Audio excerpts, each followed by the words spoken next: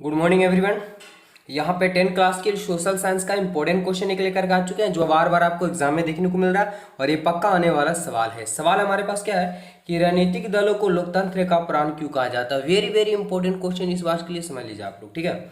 इसका हम उत्तर भी यहाँ पे लिख चुके हैं, बिल्कुल बारीकी समझाते हैं, आप लोग रटने की जरूरत नहीं पड़ेगा। राजनीतिक दलों को लोकतंत्र का प्राण किसे कहा जाता है, ये क्यों कहा जाता है। सवाल है कि राजनीतिक दल चुनाव में भाग लेते हैं। सिंपल सी बात है, अलग अलग पार्टी को होते हैं, सब में क्या करते हैं, चुनाव में भाग लेते हैं। उम्मीदवार खड़े करते हैं तथा चुनाव में जीत हासिल करने पर वह सरकार का निर्माण करते हैं। एकदम सिंपल सा आंसर है, कुछ ज़्यादा भारी नहीं है कि राजनीतिक दल चुनाव में क्या करते हैं, भाग लेते हैं, उम्मीदवार खड़े होते हैं तथा चुनाव जीतते हैं। तो चुनाव जीत करके क्या करते हैं, सरकार का निर्माण करते हैं। ये जनता को राजनीतिक प्रशिक्षित देते हैं।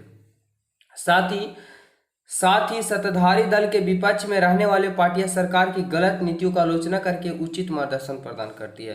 बिल्कुल, जो पार्टी तो जीता है वो सरकार का निर्माण कर लेती है और साथ में जनता को क्या देती है, जनता को प्रशिक्षण देती है, मतलब नॉलेज देती है, ज्ञान देती है और जनता के लिए काज करती है।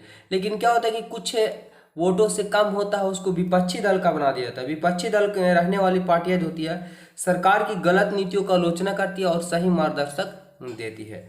तथा राजनीतिक दलों को बिना हम लोकतंत्र की कल्पना ही नहीं कर सकते हैं। मतलब कहने का मतलब कि राजनीतिक दल जब तक नहीं होगा तब तक लोकतंत्र होगा ही नहीं, ठीक है, नहीं कर सकते हैं। यही कारण है कि राजनीतिक दलों को लोकतंत्र का प्राण कहा जाता है। बिल्कुल आप लोग आई होप कि समझ में आया होगा अच्छी तरीके से कि क्या होते हैं कि राजनीतिक दल चुनाव में भाग लेते हैं, उम्मीदवार खड़े करते हैं, चुनाव हासिल करते हैं, सरकार का निर्माण करते हैं और जनता को प्रशिक्षित करते हैं, मतलब जनता को हित में काम करते हैं। साथ ही जो सत्ताधारी के विपक्षी दल जो होते हैं वो सरकार की गलत नीतियों का आलोचना करते हैं और उसका सही मार्गदर्शक देते हैं। तथा राजनीतिक दल के बिना हम लोकतंत्र का कल्पना भी नहीं कर सकते। यही कारण है कि राजनीतिक दल को लोकतंत्र का प्राण कहा जाता है। रिपीट भी करते हैं, बिल्कुल याद हो गया होगा। अगर वीडियो अच्छा लगे तो वीडियो को लाइक, चैनल सब्सक्राइब करिएगा। धन्यवाद, मिलते हैं अगले